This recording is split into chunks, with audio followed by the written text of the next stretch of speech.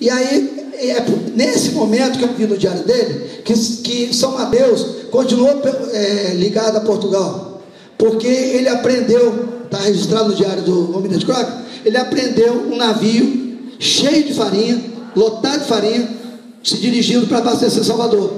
E o Almirante Croque aprendeu esse navio estava vindo de São Mateus, então não podia estar ligado a Dom Pedro, né? Então,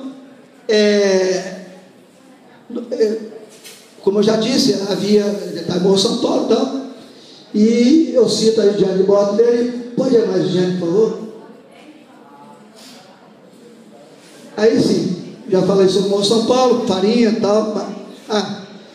Então, eu dei sorte, porque eu sou descendente de um português que chamava José Antônio, o primeiro José Antônio da família no Brasil, o terceiro é meu irmão, e o José Antônio era português de Guimarães, norte de Portugal, casado com a brasileira da cidade de Cachoeira, uma cidade histórica tombada pela Unesco como patrimônio histórico.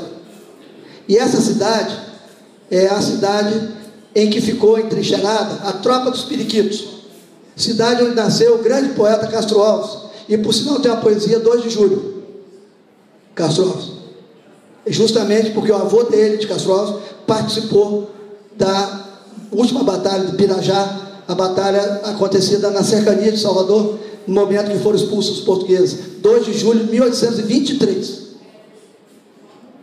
Então, o avô de Castro Alves, junto com a heroína Maria Quitéria, que cortou o cabelo, se passou por homem, mais 5 mulheres participaram desse processo e derrotaram os portugueses na batalha de Pirajá.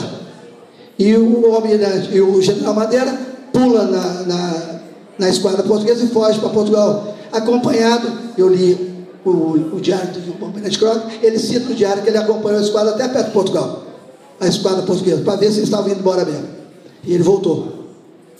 Então é fantástica a história, a gente viaja. Então, há uma carta no final desse ensaio que é do bisavô do meu avô, que é do irmão do meu avô, que foi secretário de Justiça, Florentino Avidos, e foi desembargador aqui no Espírito Santo em 1925, José Antônio Lopes Ribeiro.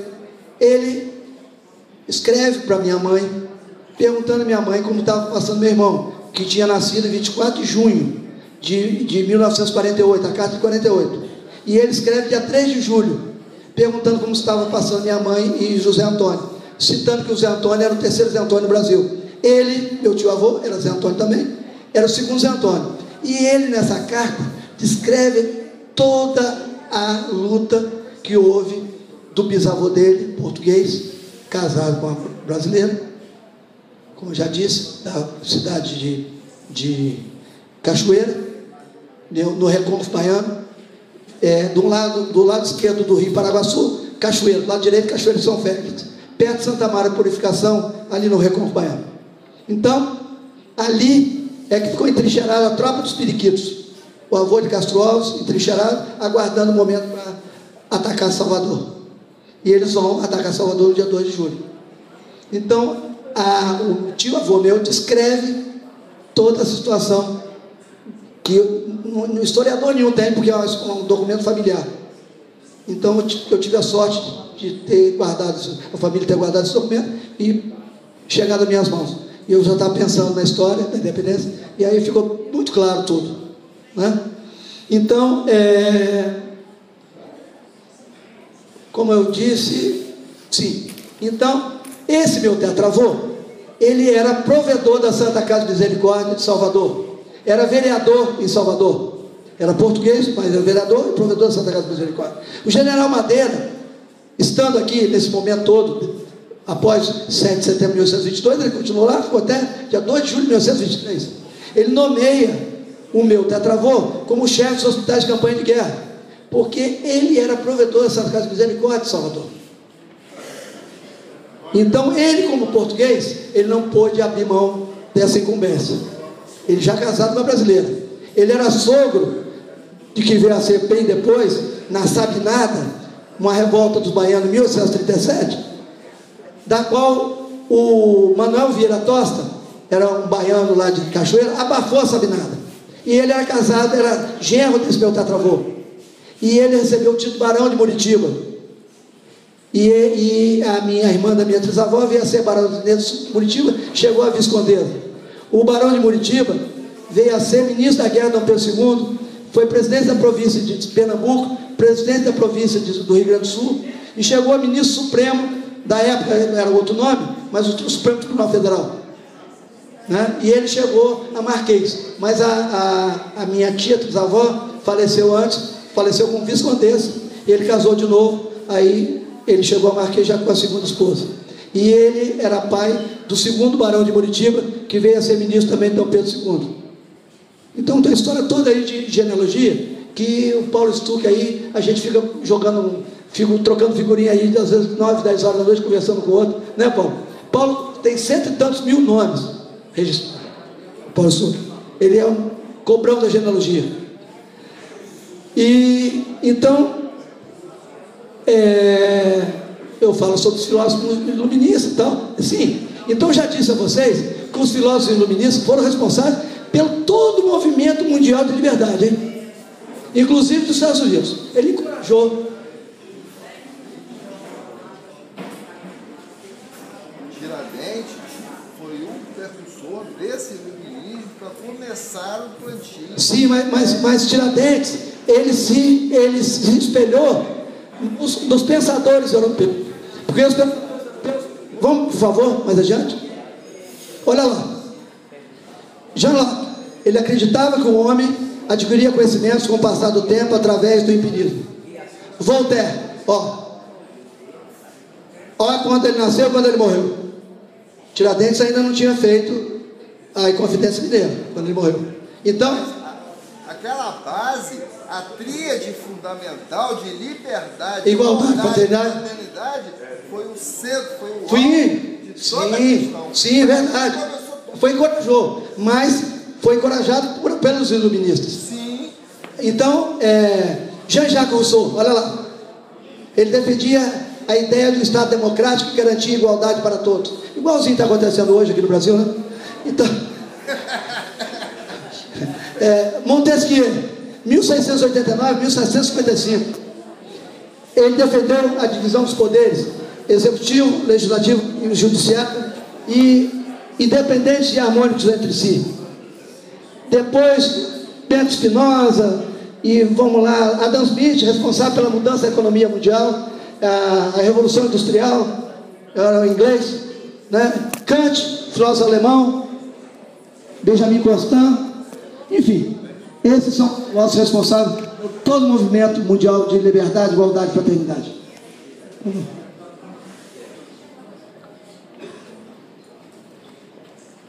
Aí o barão de Muritiba, pode seguir. Aí a baronesa viscondessa de Muritiba, irmã da minha trisavó. Aí a carta do nascimento do meu irmão em 1948. Aí essa carta descreve toda a história lá desse movimento, dia 2 de julho, na Bahia. Adiante, por favor. Aí termina. Mas, por favor. Aí, essa foto, ele era o baiano, nasceu em 1868, irmão do meu avô. Casado com a irmã da minha avó. Eram 2 irmãos casados com 2 irmãs. Ele nasceu em 1868. Ali eu não coloquei a data de falecimento, mas eu tenho a data, não sei porque houve ele nasceu em 1868, está errado, 63 lá. E aqui, enfim, houve um vacilo aí na hora de imprimir, enfim. Mas ele em 1849, ele faleceu em 1858, não 59. E essa foto é a boda de ouro dele em 1849. Então ele casou em 1899. E ele, você vê pelo tipo, era baiano, devia ter sangue negro. Olha o tipo dele. Baiano que não tem sangue negro não é baiano. E também baiano que não é poeta não é baiano, né? Então, ele foi desembargador do Tribunal de Justiça do Espírito Santo e secretário do governo Florentina Vitos, o Zé Antônio Lopes Ribeiro. E ela participou, só uma curiosidade histórica, ela participou do último baile do Império, na Ilha Fiscal, no Rio de Janeiro. Ela é menina, o pai dela era o almirante Gaspar da Silva Rodrigues, participou da Guerra do Paraguai, e inclusive ele era capitão de mar e guerra quando houve a revolta contra Floriano Peixoto, e ele defendeu Floriano Peixoto e afundou o navio Aquidabã.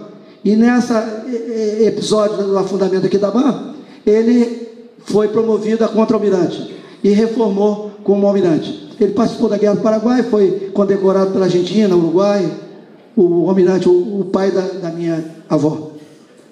É só uma curiosidade histórica. E o José Antônio Lopes Ribeiro, ele foi promotor e juiz de Cachoeiro de Itapemirim. Meu pai ficou órfão da minha avó com 2 anos. Então eles pegaram o papai para criar, ele foi morar no Rio de Janeiro. E o irmão dele, tem alguém de Cachoeira aí? Tem. É o irmão dele, Domingos Ubaldo Lopes Ribeiro, foi professor em Cachoeiro e é patrono de uma das cadeiras da Academia Cachoeirense de Letras. Domingos Ubaldo Lopes Ribeiro. Participou, pelas tropas veganistas, da revolta de Canudos. Tomou um tiro, não morreu, eu ia ser professor aqui, mas ele participou da Guerra de Canudos, o irmão do Zé Antônio. Aí acabamos então. E eu, para acabar, eu quero recitar um poema meu sobre a nossa sociedade, sobre a história, sobre a vida nossa. O que há? Números caminhando, a tristeza no ar. Um comportamento social em que a fraternidade não há. O que há? Luta do dia a dia por tudo ou nada e a vida vazia, sem refletir e entender que o verdadeiro é o amor e o saber. Viver é um dever existencial, em que a razão está na busca do ideal, do amor, da cultura e do filosofar. O que há? Quimera de criança há, qual um viajor alado a desejar um relógio anti-horário ao passado retornar. Obrigado a você.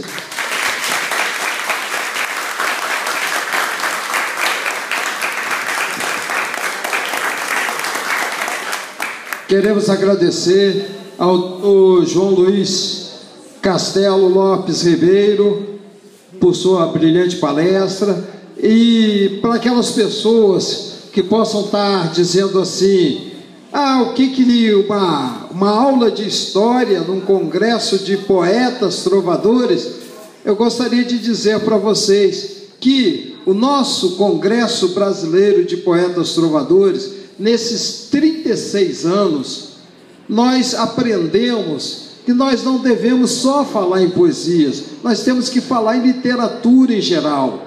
Por isso nós promovemos já há 35 anos, sempre para comemorar o aniversário do Clube dos Trovadores Capixaba, sendo que até os 20 anos nós comemoramos na Grande Vitória. No 20º aniversário, como eu falei ontem, o governador do estado abriu as portas do Palácio Anchieta e nós fizemos o evento dentro do Palácio Anchieta, certo? Dentro do Palácio Anchieta, o governador Marcos Mauro, pai do Max Filho, que esteve aqui ontem, participando da abertura solene, né, o deputado federal Max Filho. Então, depois que as portas do Palácio Anchieta foram abertas para nós, no governo Max, no governo Albuino que seguiu, foi quando nós tivemos o maior apoio à cultura em geral, nós tivemos o apoio, certo? O Clube dos Trovadores Capixaba fez parte do Conselho Estadual de Cultura durante 8 anos, como membro titular do Conselho Estadual de Cultura. Nós definimos o tombamento da Mata Atlântica aqui no Espírito Santo todo, definimos, por exemplo, o tombamento das casas de Muqui e outros tombamentos muito importantes aqui no estado foram definidos nesses 8 anos que o Clube dos Trovadores Capixaba fez parte da Câmara de Literatura, como membro titular do Conselho Estadual de Cultura. Isso graças aos governos Marcos Mauro e depois em seguida ao governo Albuino. Vocês saberem que o Clube dos Trovadores Capixaba, que hoje é utilidade pública no estado do Espírito Santo, o Clube dos Trovadores Capixaba é utilidade pública do município onde tem a sua sede provisória, que é o município da Serra.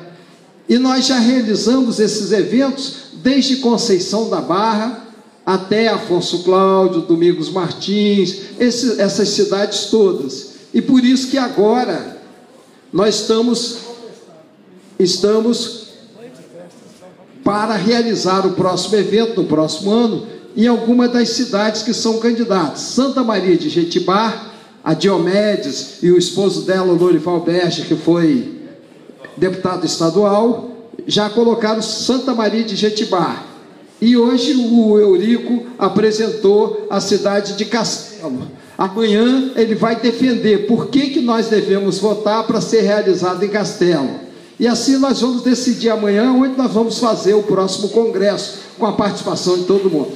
Certo? Então fica assim dizendo que a parte de história, essa aula, brilhante aula dada aqui por Dr. João Luiz, isso faz parte das atividades culturais do Clube dos Trovadores Capixaba, que é a nossa entidade cultural que completa 36 anos de movimento de história. Vou passar a palavra. Obrigado. Passa a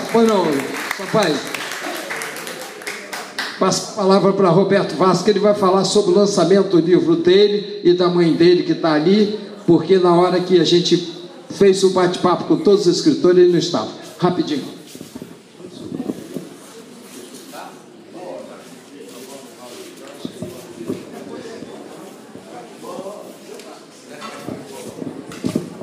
Eu gostaria de convidar a senhora Zilda Sá, que fez um poema para Guarapari, uma declaração de amor a Guarapari. Eu sei que é isso, porque eu também já fiz poema para Guarapari e lancei, inclusive, um livro sobre Guarapari. Onde ela está?